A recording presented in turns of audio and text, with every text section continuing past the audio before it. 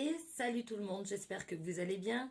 La Saint-Valentin approche, donc on va faire un petit make-up facile, vraiment facile pour la Saint-Valentin. Je vais essayer de décomposer vraiment parce que j'ai eu des commentaires où visiblement j'allais un peu vite, où c'était pas très bien expliqué. Je vais vraiment essayer de vous détailler point par point pour que vous puissiez le réaliser vous aussi facilement. Donc là, j'ai fait ma routine peau comme d'habitude. Mon visage est hydraté et on va évidemment toujours commencer par la base. Prenez une base adaptée à votre type de peau. Une base pour peau sèche, pour peau grasse, pour peau mixte, pour les pores dilatés, matifiante, bref, selon les petits défauts que vous avez, la base permet aussi de corriger cela. Donc moi, comme vous le savez, j'ai une peau à tendance grasse, notamment sur la zone T. Donc je vais utiliser une base matifiante pour cette zone-là et une base bleutée pour cacher, vous voyez là j'ai une petite rougeur ici, et puis j'en ai sûrement plein d'autres, une base bleutée pour cacher les rougeurs. Aujourd'hui je vais changer, je vais utiliser un fond de teint compact, alors celui-ci c'est le E304 de chez Exalessence, parce qu'il a un fixateur à l'intérieur et que nous on voudrait bien que notre maquillage tienne toute la soirée, voire une bonne partie de la nuit, c'est la Saint-Valentin quand même. Voilà. Donc j'utilise mon éponge humide, je viens prélever un petit peu de fond de teint et je viens tapoter. Et je l'étalerai par la suite. Alors on n'en met pas beaucoup. On vient tapoter comme d'habitude. On n'oublie pas les ailes du nez. C'est important. On tapote un petit peu de partout et ensuite on vient étaler, encore une fois, vous avez l'habitude maintenant, toujours dans ce sens-là, jusqu'aux oreilles. On descend dans le cou pour éviter les démarcations.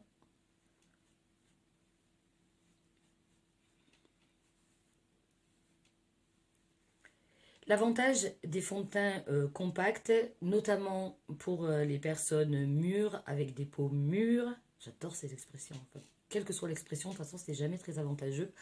Le fait qu'il soit compact, il ne va pas venir se glisser dans toutes les petites rides, les petites ridules, etc. Il n'est pas du tout poudré, alors évitez. Si vous avez des rides et des ridules, les fonds de teint poudrés, c'est une véritable catastrophe. Donc, on veut quand même un teint parfait, on n'hésite pas à le travailler.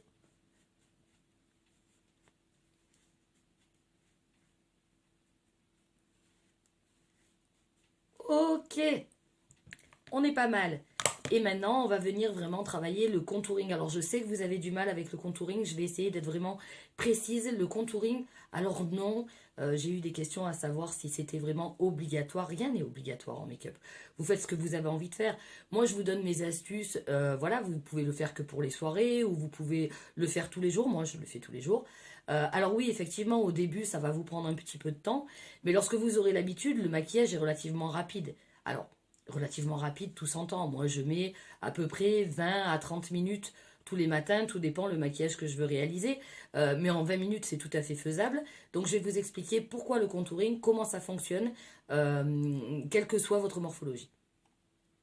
Donc, j'utilise d'abord un contouring foncé en crème, comme ça, en bâton, d'abord parce que c'est plus facile à appliquer. Prenez-le vraiment foncé, c'est-à-dire au moins 2 teintes au-dessus de votre carnation. Vous pouvez utiliser un fond de teint plus foncé si vous voulez, ça n'a pas d'importance. Vous venez délimiter l'os de votre mâchoire, ici.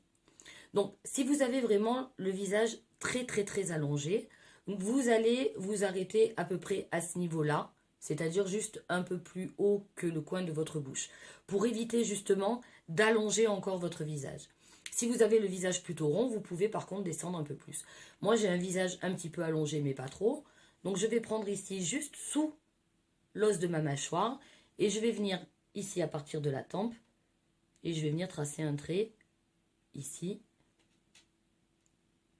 Et pareil de l'autre côté. Alors, vous avez vu, j'y vais quand même bien.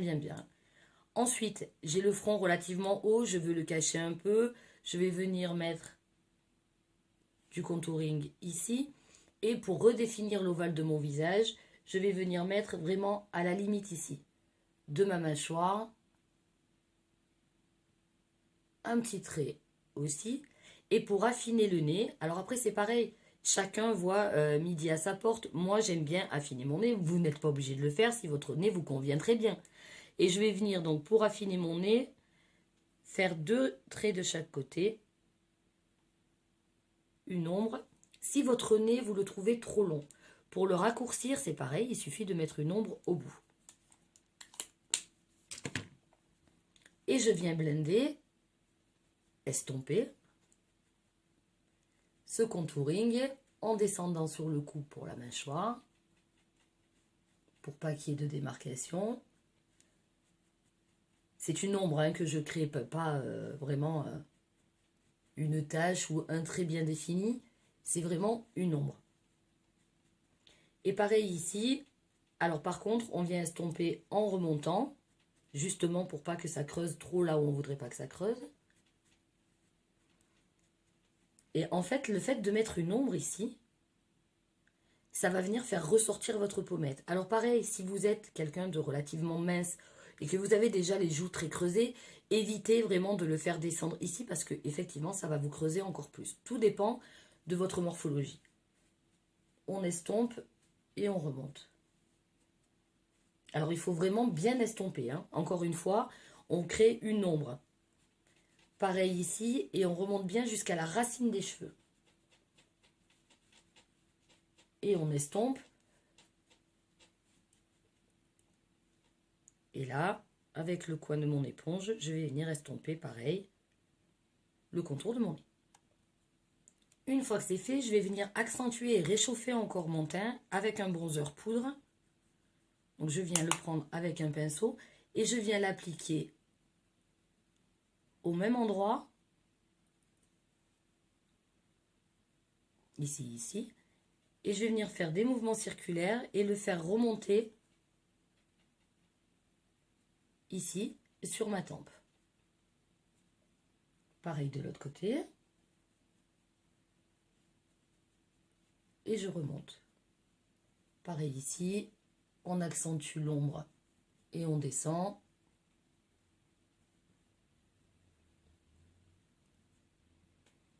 Est-ce que, je ne sais pas si vous voyez vraiment la différence une fois que j'ai fait mon ombre, mais tout de suite, les pommettes sont rehaussées et ça structure vraiment votre visage. Bien, maintenant je vais vous montrer, parce que la dernière fois c'est vrai que je l'avais fait, mais comment délimiter ses sourcils? Où est-ce qu'on les commence? Où est-ce qu'on les termine? Donc vous allez prendre un pinceau fin, votre crayon à sourcils habituel.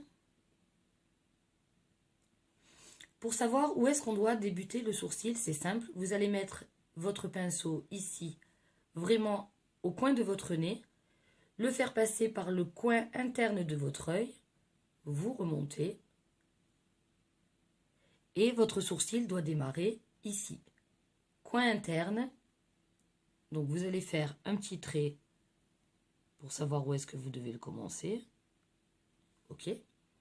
Et pour la fin du sourcil, c'est pareil. Je vais venir mettre mon pinceau ici, au bord de mon nez, coin externe de mon œil. Hop. Et donc, du coup, mon sourcil va se terminer ici. Pareil de l'autre côté, évidemment.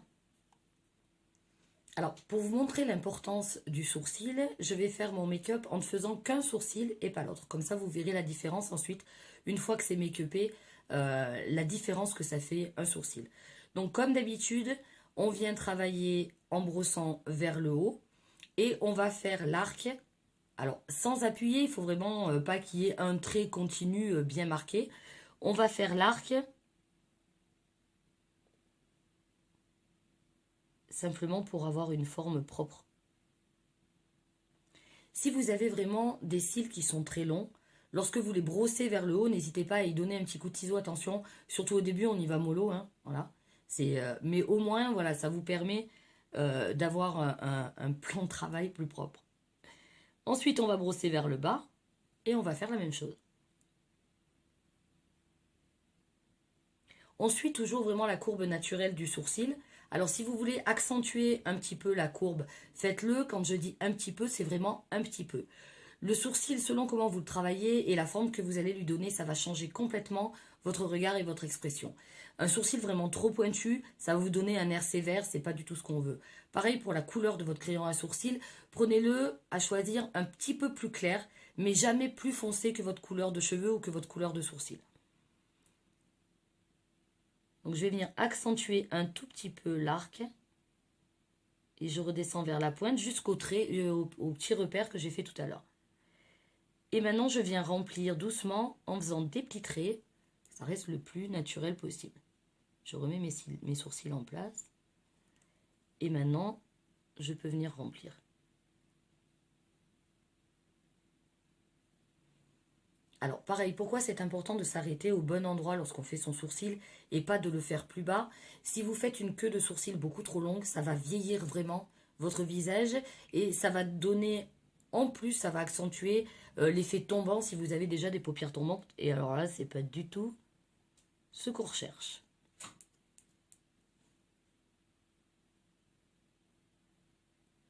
Alors, au début, ça prend un petit peu de temps de faire ses sourcils.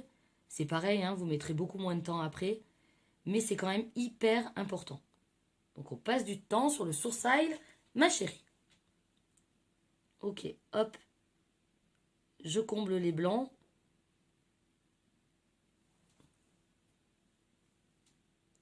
Et je remets en place. Avec la pointe du goupillon. Ok. Donc je vous dis, je ne fais pas celui-là. On va essayer vraiment de voir la différence pour que vous compreniez bien quelle est l'importance du sourcil. On va passer au make-up. Alors, avec un petit pinceau. Donc, avec un petit pinceau, donc vraiment, je vous montre, c'est un pinceau rond. Les poils sont souples. Je vais venir prendre une couleur dans les tons de Bordeaux. Et je vais venir la mettre dans le creux de ma paupière. Mais dans le creux haut, c'est-à-dire que quand j'ai les yeux ouverts, on doit voir la couleur, d'accord? Je vais l'appliquer en suivant la courbe de ma paupière. Et quand j'arrive ici, là où ma paupière tombe, je ne vais pas suivre le trait de ma paupière. Je vais tirer tout droit en remontant vers le sourcil. Je vais travailler cette couleur, pareil, avec des petits mouvements circulaires en remontant vers le sourcil. Donc encore une fois, quand mes yeux sont ouverts, on doit voir la couleur. Donc si vos paupières sont tombantes, n'hésitez pas à aller travailler votre fard bien plus haut. Je travaille mon fard et je remonte vers le sourcil. Et je fais pareil de l'autre côté. En remontant vers le sourcil, pour le reste, je suis la courbe naturelle de ma paupière. Vous voyez mieux de ce côté. Vraiment, je remonte ici. Je ne suis pas ma paupière qui, elle, descend bien plus bas.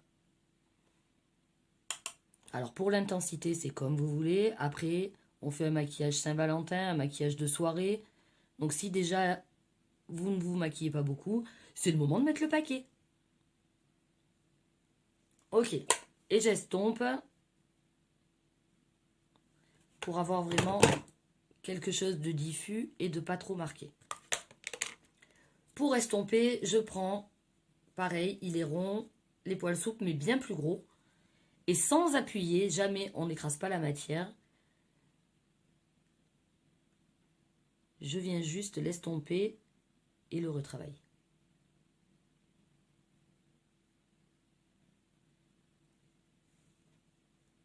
Ok. On va rester dans le code couleur de la Saint-Valentin. Je vais venir prendre une couleur ici qui est entre le rose et le violet. Quelque chose d'assez appuyé quand même. Et je vais venir tracer un trait de l'extérieur de ma paupière et rejoindre en direction de mon sourcil la couleur que j'ai déposée plus haut. Voilà, j'espère que vous voyez bien. Et là, je vais remonter, mais ce coup-ci dans le creux-creux, c'est-à-dire là où je peux mettre mon doigt, là, vraiment derrière l'orbite. Je viens remonter la couleur ici. Et pareil de l'autre côté. Ras des cils, je remonte vers mon sourcil et je remonte la couleur dans le creux. J'estompe ça correctement.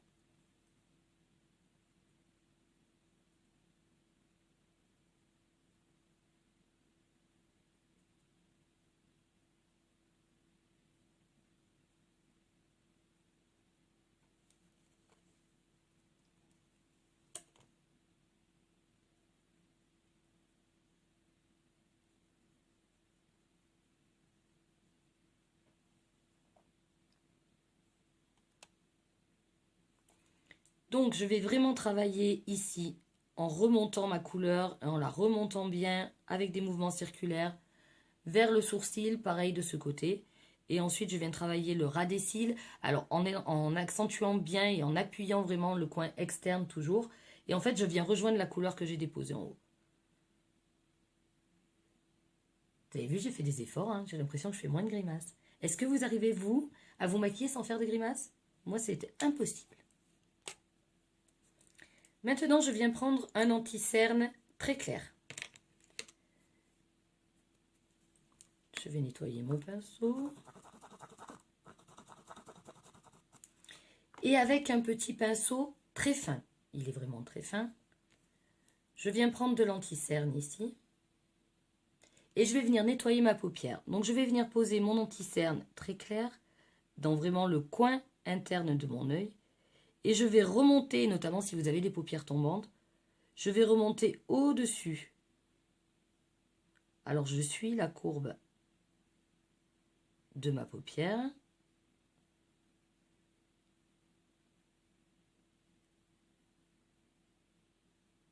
Alors là, il s'agit d'être précise.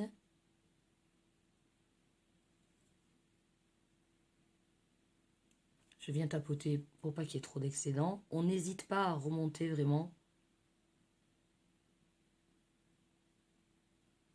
Alors, cette méthode-là s'appelle la méthode du cut crease.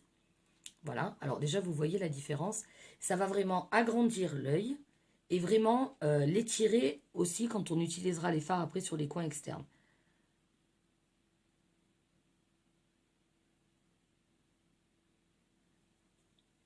Et on fait pareil de l'autre côté. Le but, vraiment, pardon, c'est que lorsque vous avez vos yeux ouverts, le fait d'avoir mis de l'anti-cerne et d'avoir nettoyé avec une couleur plus claire, c'est que vraiment on a l'impression du coup qu'on a vraiment une paupière. Et pour celles qui n'en ont pas ou très peu, il faut vraiment appliquer l'anti-cerne bien plus clair, vraiment au-dessus vraiment de votre paupière mobile, si vous avez une paupière mobile toute petite. Il faut que quand vous ayez les yeux ouverts, on voit vraiment l'anti-cerne plus clair. Donc on n'hésite pas vraiment à remonter jusqu'à ce qu'on voit votre anti-cerne. On s'arrête sur les coins externes qu'on viendra retravailler avec des fards plus foncés. Ensuite, on laisse sécher un petit peu l'anti-cerne et on va venir travailler avec des fards un peu plus foncés sur l'extérieur, le coin externe de l'œil. Je vais reprendre la couleur qui est entre le rose et le foncé et je vais venir travailler au-dessus de la couleur claire que je viens de poser pour vraiment la faire ressortir.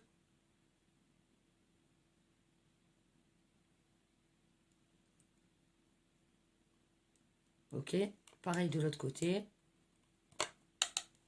Je viens travailler au-dessus de la couleur que je viens de poser.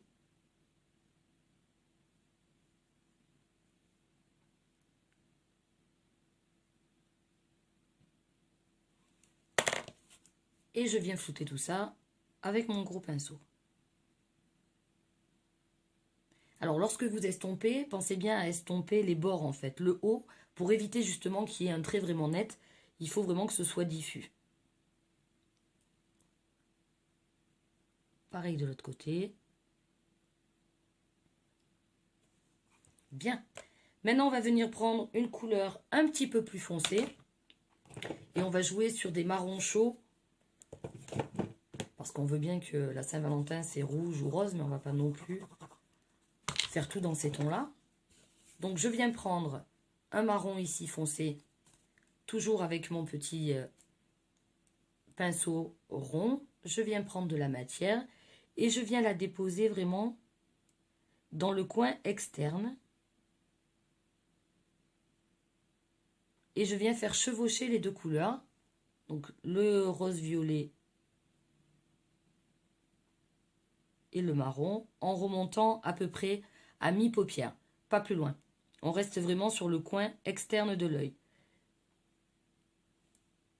Alors là par contre, maquillage de soirée, on n'hésite pas avec la matière, on y va les filles. On vient vraiment jusqu'au ras des cils, moitié de la paupière, et on vient estomper un peu vers l'extérieur. Pareil de l'autre côté. On n'hésite pas.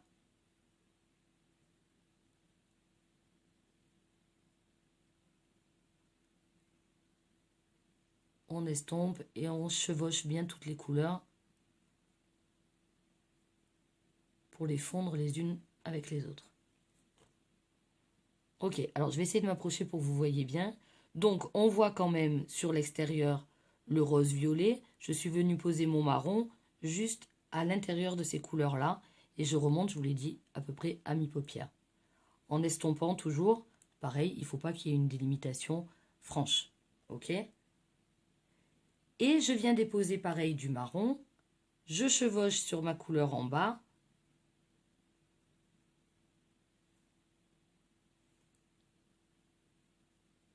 Et je viens l'étirer un peu plus vers l'intérieur de mon œil. Et je fais chevaucher les deux couleurs. Bien. Maintenant, nous allons passer à l'iriser. Pour l'iriser, je viens prendre un pinceau plat, cette fois-ci, pour travailler vraiment en précision. Je vais venir prendre une couleur vraiment très très dorée. Je ne sais pas si vous la voyez. Vraiment très dorée. Que je viens déposer juste devant le marron, ici, en faisant chevaucher un petit peu les deux couleurs. Et je ne dépasse pas la forme que j'ai faite avec mon anti-cerne plus clair. Je reste vraiment à l'intérieur de la paupière mobile et au ras des cils. Et je fais comme ça une espèce de demi-lune. Pareil de l'autre côté. On fait une demi-lune en chevauchant un petit peu sur le marron. Et je reste bien dans la forme que j'ai faite avec mon anti-cerne. Maintenant, je vais venir déposer une couleur encore plus claire. Donc, qui se rapproche plus de la couleur champagne. Mais toujours avec des tons de doré. Que je viens mettre, pareil, je chevauche les deux couleurs. Je reste bien dans la forme initiale de mon cut crease, c'est-à-dire à l'intérieur de ce que j'ai fait avec l'anti-cerne.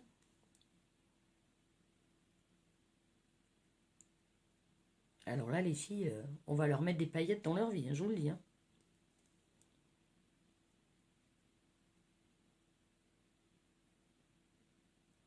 On reste bien sur la paupière mobile qu'on a délimitée avec l'anti-cerne. Et on va venir mettre une couleur encore plus claire. On va vraiment faire un dégradé dans les tons dorés. Une couleur encore plus claire qu'on vient mettre vraiment dans le coin interne de l'œil.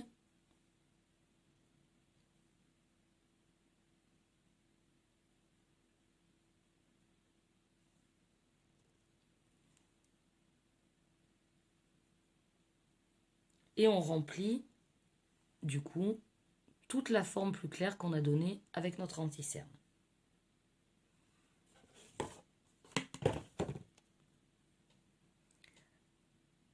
Et avec cette couleur encore plus claire, je vais venir délimiter, vraiment redessiner le contour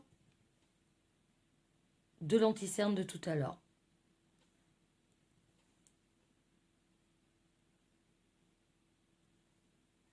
Ok, je ne sais pas si vous voyez. Donc là, on voit vraiment bien encore la forme que j'ai donnée avec mon anti-cerne.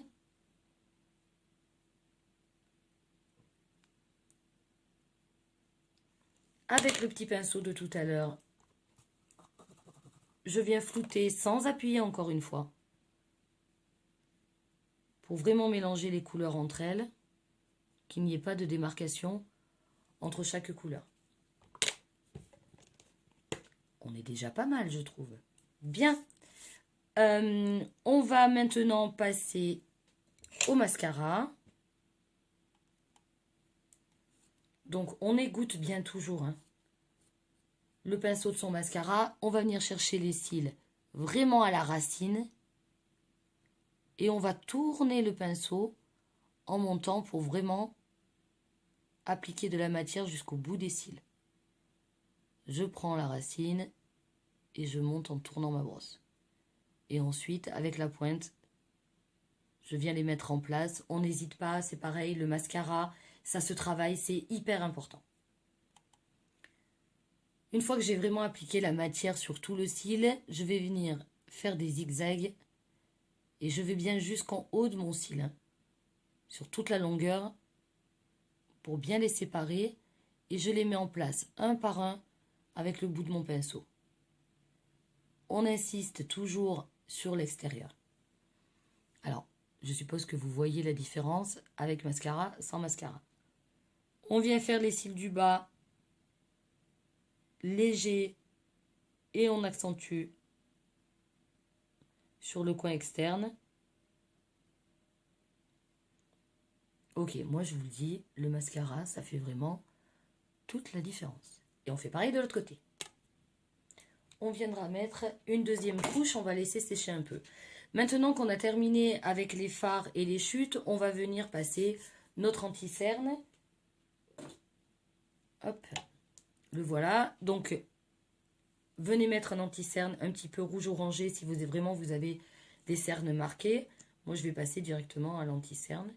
Donc, je vais venir en mettre ici sous le trait que j'ai fait tout à l'heure. Hop.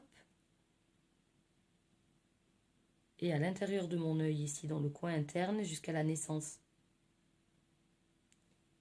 de ma cerne seulement. Et je vais venir le mettre ici parce que tout à l'heure, je ne l'avais pas fait pour mon contouring du nez. Sur l'arc de Cupidon et au niveau du menton. Je viens blender tout ça. Donc je prends... C'était très sympa le gros plan. Pardon. Je viens prendre une autre éponge parce que là, on est parti sur du clair. Hop, je viens estomper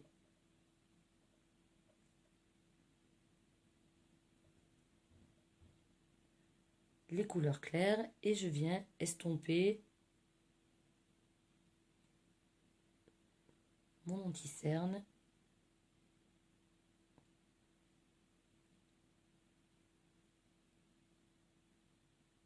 Comme ça, si jamais vous avez fait des chutes avec vos fards, on répare.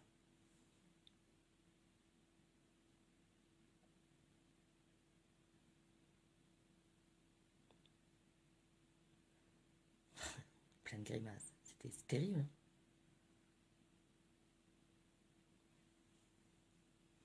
Ok.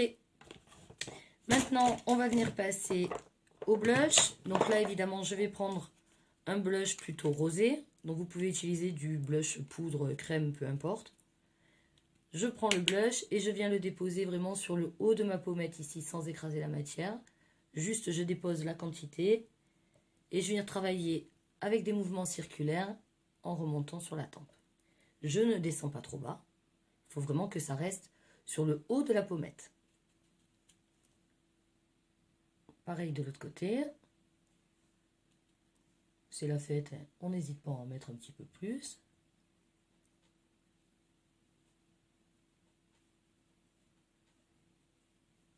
Et je remonte. Maintenant que le mascara est sec, donc vous pouvez en remettre une deuxième couche si vous voulez. Moi, le mien, pas besoin.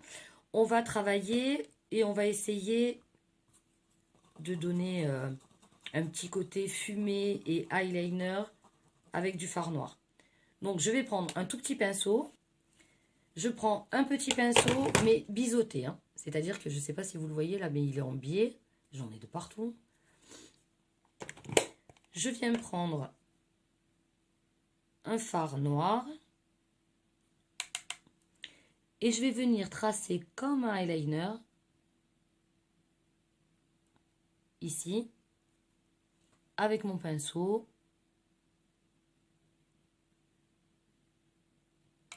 Je viens faire un trait. Et je vais vraiment au ras de mes cils. C'est pour ça que le pinceau biseauté est intéressant.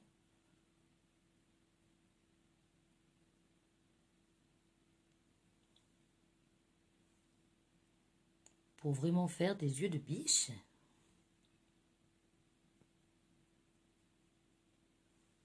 Et j'insiste bien sur le ras de cils. Alors, ne vous inquiétez pas, si votre trait n'est pas droit, si ça vous convient pas, c'est pas grave. L'avantage de travailler avec un fard, c'est qu'on va pouvoir le fumer et du coup arranger les petites bêtises. Je reprends mon petit pinceau et je viens flouter. Alors ce coup-ci, on fait plus de mouvements circulaires parce qu'on veut quand même garder la forme du trait eyeliner. Mais on vient le flouter un petit peu. Pareil de l'autre côté.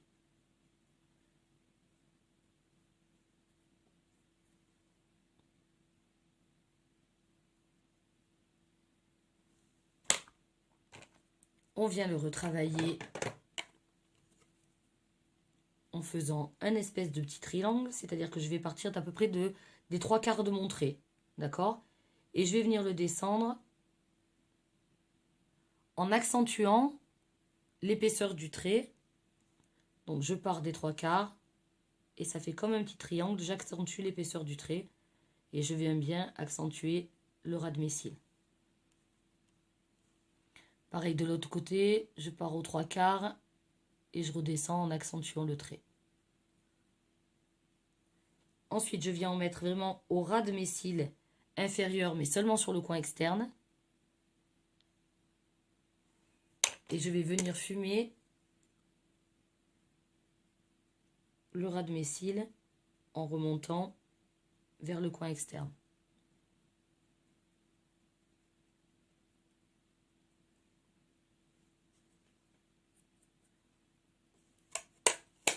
Tout de suite, ça donne de l'intensité au regard. Alors, si vous avez des petits yeux ou des yeux normaux, mais en tout cas pas des grands yeux, surtout ne mettez jamais de noir à l'intérieur ici de la muqueuse. Ça rétrécit l'œil, ça durcit le regard.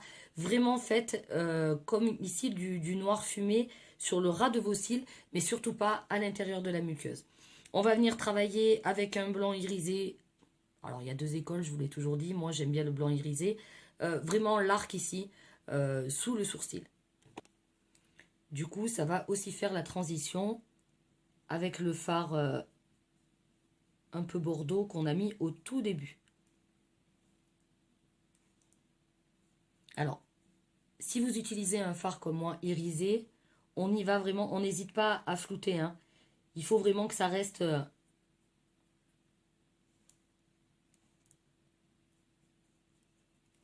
très très discret, qu'on n'ait pas une espèce de boule à facettes. On va passer au lighter. Donc moi je prends du lighter crème. Mais vous pouvez prendre un lighter poudre si vous voulez. Moi je prends plutôt une couleur bronze, mais ça encore une fois, c'est moi. Je viens en mettre juste sur le bout de mon nez. Ouais, je sais, vous aimez bien cette technique. Ici, sur l'arc de Cupidon. Sur le haut de mes pommettes, c'est pareil, le lighter, c'est avec parcimonie, on y va doucement. C'est juste pour illuminer un petit peu le make-up.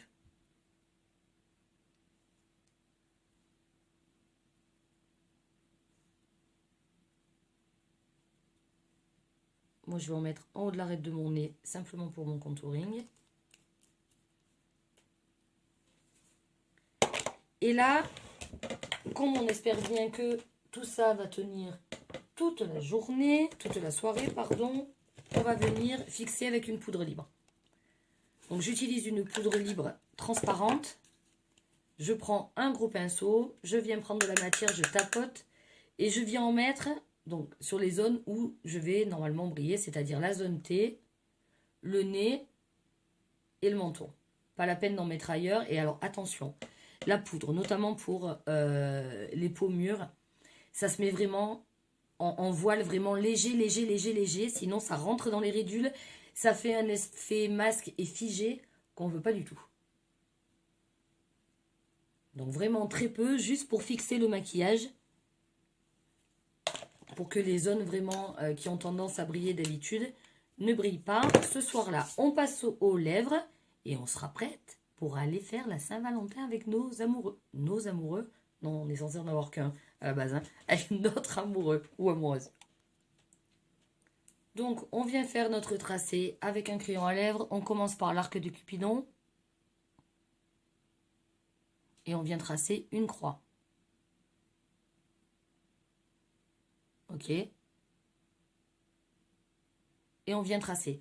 On trace vers l'extérieur pour avoir une bouche plus pulpeuse. On trace à l'intérieur si vous voulez au contraire rétrécir votre bouche.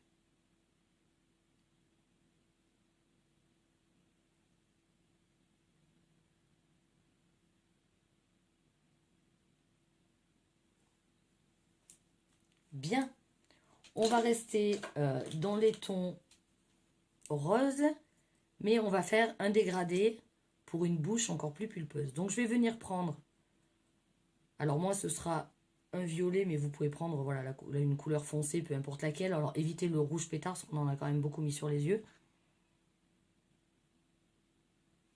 Et je vais venir en mettre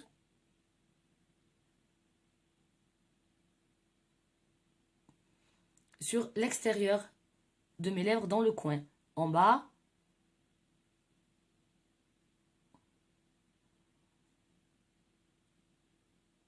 Et en haut.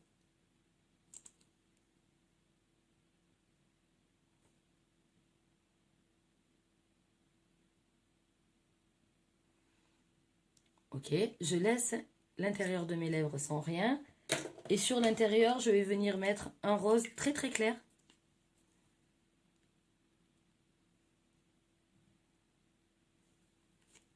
Et je vais venir mélanger les deux. Donc, avec les mouvements qu'on connaît toutes, de l'avant vers l'arrière, mais aussi sur les côtés. Ouais, c'est d'un glamour, on est vraiment tellement joli quand on se maquille.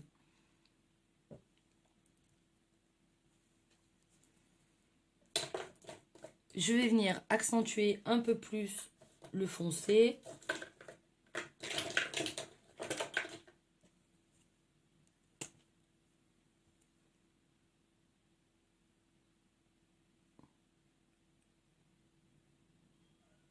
Voilà, comme ça vous voyez mieux.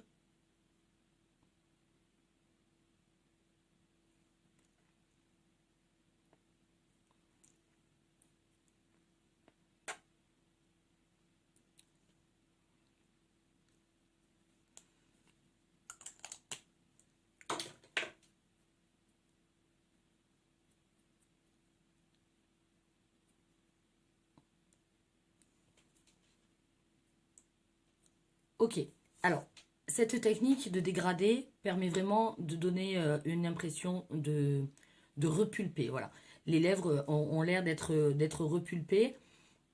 Si vous avez mis un gloss ou un rouge à lèvres un peu gras, n'hésitez pas à le poudrer, toujours la poudre libre transparente, pour que vraiment ça tienne toute la soirée.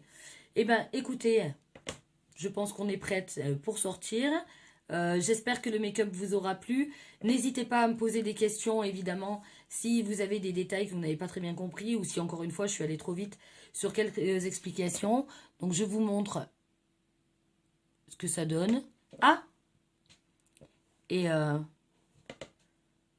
du coup, vous en pensez quoi du sourcil? On en parle? On est d'accord? Alors, on insiste sur le sourcil.